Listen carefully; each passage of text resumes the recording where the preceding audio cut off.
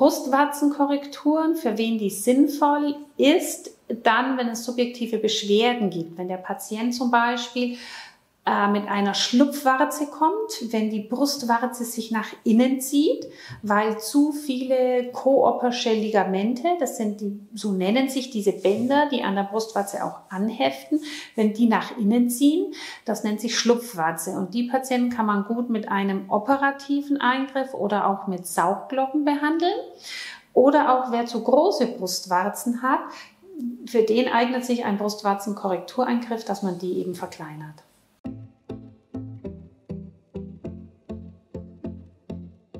Was eine Schlupfwarze ist, Schlupfwarzen ist dann, wenn die Brustwarze nicht nach außen sich wölbt, sondern nach innen.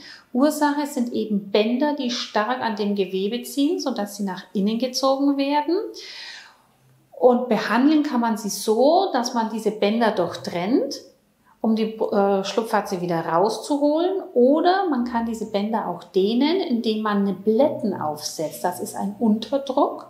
Das sind so, sehen aus wie so Fingerhüte. Dann kann man einen Unterdruck aufsetzen und durch den Unterdruck kommen mit der Zeit die Brustwarzen wieder nach außen. Dieses Phänomen kennen wir bei stillenden Patienten. Die können zum Beispiel mit Schlupfwarzen äußerst schlecht stillen. Die brauchen Stillhütchen, also Stillhilfen. Und durch den Unterdruck des Kindes kommen die Brustwarzen über die Zeit raus und haben die Patienten keine Schlupfwarzen mehr.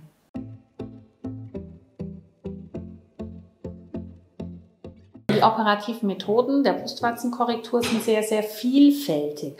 Da gibt es zum Beispiel die Möglichkeit unterschiedlicher Zugänge. Einmal kann man quer durch die Brustwarze schneiden, einmal nur um die Brustwarze herum. Ziel muss es immer sein, die Brustwarze mit Gewebe unterfüttern und die ziehenden Bänder zu durchtrennen.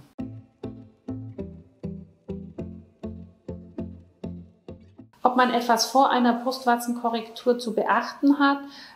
Nein, meine Patienten müssen vor einer Brustwarzenkorrektur nichts beachten.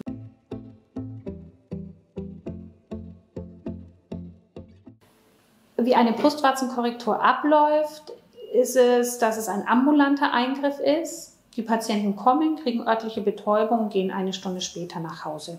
Fahrtzug ist nicht notwendig, wir verwenden auflösbare Fäden und man hat so nach 3 Monaten sieht man, ob die Brustwarze draußen geblieben ist. Bei manchen schlupfen die immer wieder rein, also da kriegt man es nicht zu 100% hin. Hängt auch ein bisschen von der Technik ab. Die invasiveren Techniken halten meistens länger, muss sich aber dann auch überlegen, ob die Stillfähigkeit danach noch erhalten bleibt.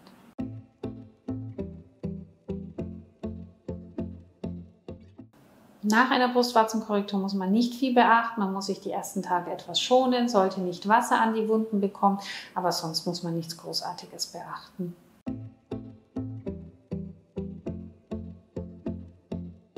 Eine Brustwarze, ob die auch ohne, also eine Schlupfbrustwarze, ob die auch ohne OP korrigiert werden kann, kann ich mit Ja beantworten. Man kann versuchen, mit einer Niblette, das ist ein Unterdrucksystem, die Brustwarze über viele Monate nach außen zu bekommen.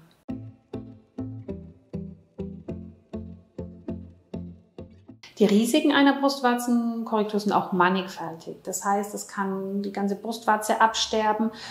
Es kann wieder eine Schlupfwarze entstehen. Das heißt, die kann wieder nach innen schlüpfen.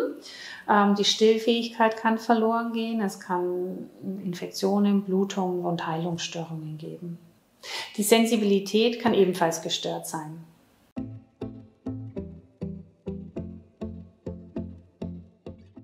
Eine Brustwarzenkorrektur fängt bei 2.500 € an und wenn noch mehr gemacht wird, steigern sich eben die Preise.